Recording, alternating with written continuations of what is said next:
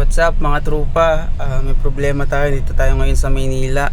Ito, papakita ko sa inyo. Ayun mga trupa, yung ORCR natin. Pupunta tayo ngayon dun sa opisina.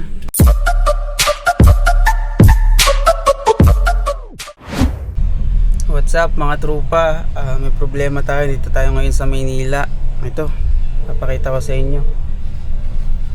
Nataw tayo mga trupa. Wait lang, may natawag. Check ko lang yung natawag mga trupa. Balikan ko kayo. So ito mga trupa, ito yung sistema, pati yung motor.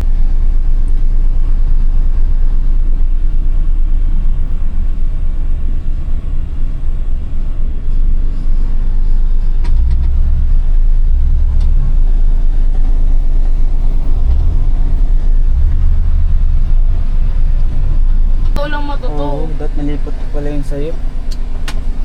Ayan mga tropa, binaba kami. Pero hihilahin na lang kami. Dadaling kami ngayon sa Marikina sa MMDA Impounding Center. Ano ba yan? So ayan mga tropa, update ko na lang kayo mamaya kapag nandun na tayo sa impounding. Let's see what's gonna happen.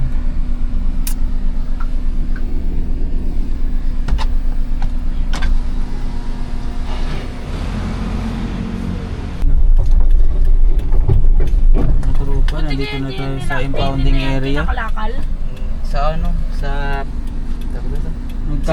nagkaka-bidding yun eh, kapag siguro 10 years di na kinukuha, no? So nandito na tayo, update ko kayo mamaya. Ayun mga trupa, yung ORCR natin. Pupunta tayo ngayon dun sa opisina ng MMDA Impounding Center. So dito tayo ngayon sa May Tumana. At ang dami dito mga na-impound. Kasama tayo sa to.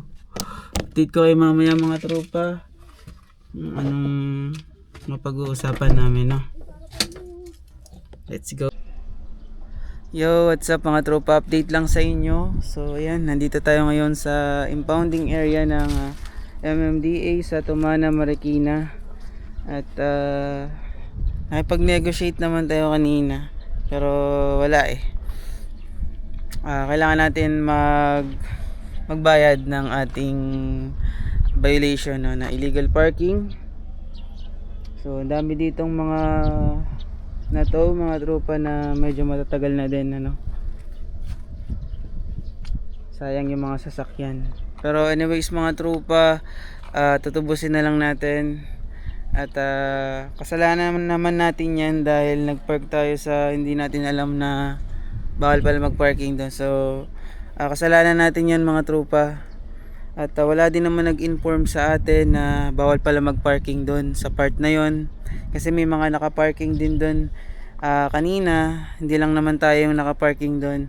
At kwento ko lang din sa inyo, brief short story lang mga trupa. Wala pa tayong 30 minutes kanina na nakaparking dun sa side.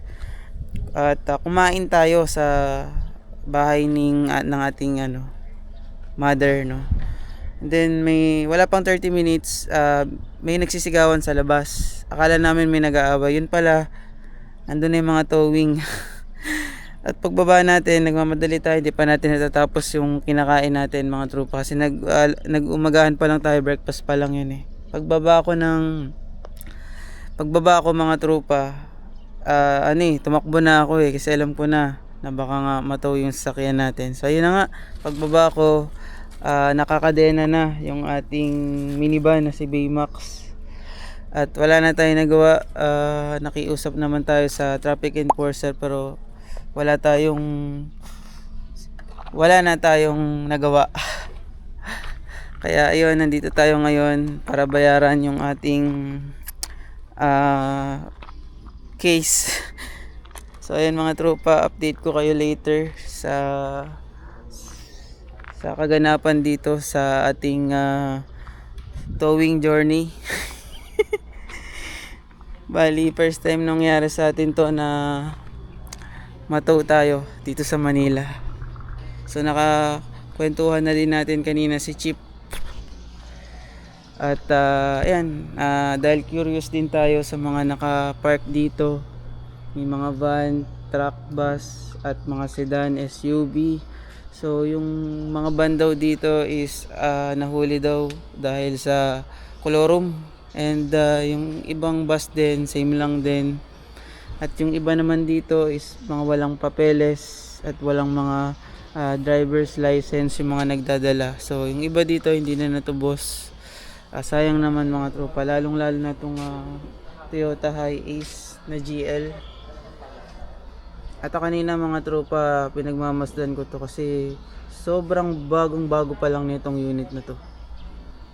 So sabi ni Chief, 3 months daw dito tong nakabagak or naka-stay bago pwedeng tubusin. So ayan, magbabayad ka daily ng parking mo dito. Napaka-hassle mga tropa, napakadami mong babayaran. So bigyan ko lang kayo ng idea kung magkano yung babayaran natin sa sasakyan natin. 6,300 mga tropa. Kasama nga pala dito na tow yung motor ng pamangkin natin. Kasi kasama ko siya, nagpumunta ng Manila, kumakain lang kami sa bahay ni mother. Tapos ayun nga, nagsigawan, yung pakala namin nag-aaway, yung pala nandiyan na yung mga towing services at yung mga ibang traffic enforcers at MMDA. At wala na tayong nagawa dahil pag tingin natin sa or pagpunta natin sa unit natin, nakakadena na mga tropa. So ayun, tutubusin na natin ngayon at update ko na lang kayo mamaya kapag nakalabas na tayo dito. So lesson learned to sa atin mga tropa. So ayan, pagdating sa Manila, mag-iingat tayo sa huwag tayo basta-basta magpa-parking kung saan-saan. Alamin muna natin yung safe na pwedeng pagparadahan, na hindi tayo mahuhuli, hindi tayo makakasagabal. At ayan, para safe tayo at di tayo magbayad at di kayo magaya kay tropa na nagbayad ng 6,300 dahil na tow ang kanyang unit. Update ko kayo mamaya mga tropa. Let's go! Okay mga tropa, what is up sa inyo? Nakapagbayad na tayo.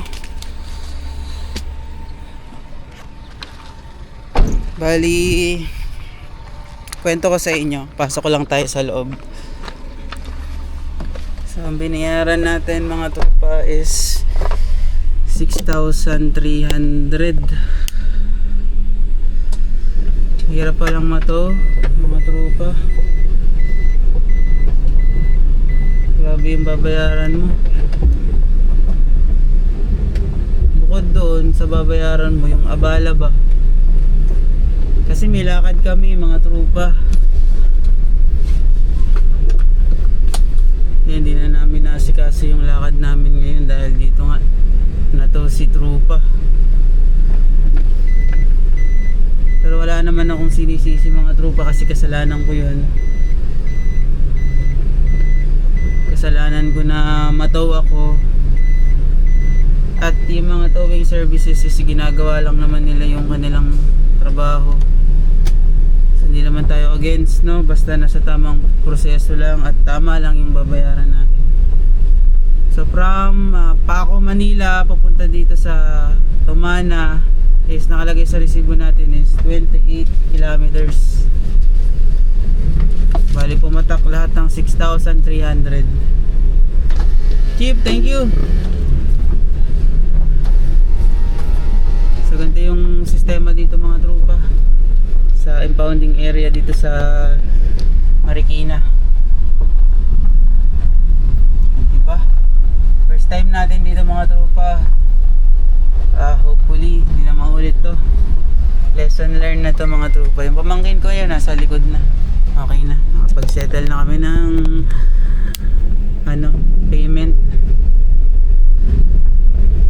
Grabe mga tropa, sobrang abala talaga sa amin to kasi may lakad talaga kami ngayong araw na to at kumain lang kami ng breakfast. Pero yan ang nangyari sa amin mga tropa, natow kami dahil sa pag-park namin ng illegal.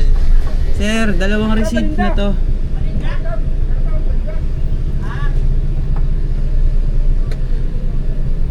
Dalawa. Dahil sa pag-park namin sa illegal parking, natow kami mga tropa At share ko lang din sa inyo yung experience, no. Pagdating dito at pag nato pala kayo talaga at nadala na kayo dito sa Tomana mga trupa, talagang magbabayad kayo. At nakadepende pa yung babayaran nyo kung saan kayo nato. Dalawang resibo na po yan. For example, sa Paco, Manila kami na to. Dinala kami dito is nakalagay sa resibo 28 kilometers. Tas 1,500 para sa pag-tow yata. Every 4 kilometers succeeding 200 pesos. Bigat. Kaya umabot tayo ng 6,300. Sa motor naman ng pamangkin ko mga tropa, 1,000 fixed rate yung binayaran niya. Grabe nga bala to mga tropa, bukod sa nalagasan tayo ng pera, nabala pa tayo. Tagal natin dito mga tropa. Anong oras na ngayon? 3:10 na ngayon ng hapon. Natow tayo ng bandang alas 8 ng umaga mga tropa. Ito, nagbe-breakfast. Nagpark kasi ako mga tropa, hindi ko naman alam na may nagtutow talaga doon kasi usually talagang pinaparadahan yun eh. Ngayon, nung kumakain na kami, wala pang 30 minutes to eh. Kumakain na ako kami, estimated ko 20 minutes pa lang to mga tropa, no? Sa lanang ko din kasi nagpark ako doon eh. Kumakain kami doon sa bahay ni mother. May nagsisigawan, akala namin mga tropa may nag-aaway, yun pala nagkakagulo na kasi may mga nagtutow na. Paglabas ko, pag check ko sa unit ko mga tropa, nakakadena na, wala nang choice, nakipag negotiate pa ako dun sa sa towing services at dun sa mga traffic enforcer na baka pwedeng kita na lang ako since nandun naman na ako eh. Wala ang ginawa, tinuloy pa rin, sinamba pa rin. So hanggang nakaabot tayo dito ngayon sa Tomana. And ayun, first time natin na matow. Hindi tayo natow dahil nasira yung unit, natow tayo dahil illegal parking. So shoutout sa builder ko. Hindi tayo natow dahil nasira yung unit, natow tayo dahil illegal parking tayo. So kasalanan ko yun mga tropa, minado ako doon, fault ko yun. Walang ibang may kasalanan doon kundi ako. So lesson learned to sa akin na wag magpa-park basta-basta kung saan-saan. At ayun, mag-iingat tayong lahat mga tropa. Yung tumatawag na yung miss. May tumatawag na sa akin mga tropa. Yun lang naman. Maraming salamat. And mag-iingat tayong lahat. And God bless us all. Let's go.